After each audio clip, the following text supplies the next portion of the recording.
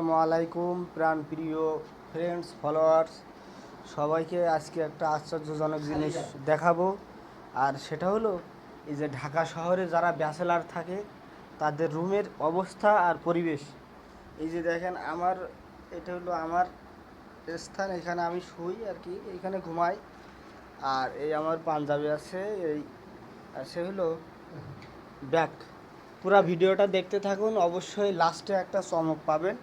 এই যে একজন বাসায় চলে গেছে, তার হেলমেটগুলো যে কীভাবে আছে সেটা আল্লাহ পাকই জানে।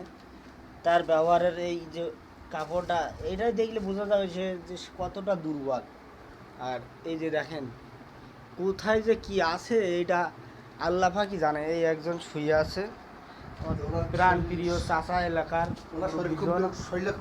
শরীর দুর্বল। তারপরে উনি আগে সেজে বসে আছে ভাড়ায় যাবে, কিন্তু শুক্রবার একটাও কল নসিবে এখনও জুটেনি। এই যে দেখেন কি অবস্থা আছে, মনে হয় বস্তির মধ্যেও এমন থাকে না। এই যে দেখেন এইখান দিয়ে এইটুকু পথ ফাঁকা আছে হাঁটার জন্যে, আমরা যাই বাইরে। এই হলো আমাদের রুম। তবে সারপ্রাইজটা ইনশাল্লাহ একটুখানি পরেই দেখাবো। সেটা হলো সারপোকা। এই ঢাকা শহরে কিছু থাকুক আর না থাকুক, রুমই অবশ্যই সারপোকাটা থাকবে। আর দেখি দর্শকের কপালে আছে কিনা। এই তো পেয়ে গেছি ওস্তাদ জি, এই হলো সারপোকা। এই যে সারপোকা, এই যে দেখেন হাঁটতেছে। এই সারপোকা বিহীন কোনো রুম মনে হয় ঢাকা শহরে নেই। ভাই হাতে দেখো, ধরো কি কেউ ধরিস কে দুটো থাক লইলে সাইডে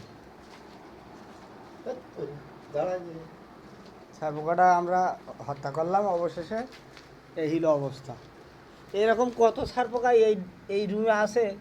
এই যে দেখেন, তার কোনো বাবা রক্ত খেয়ে একবারে ভরে গেছে পেট।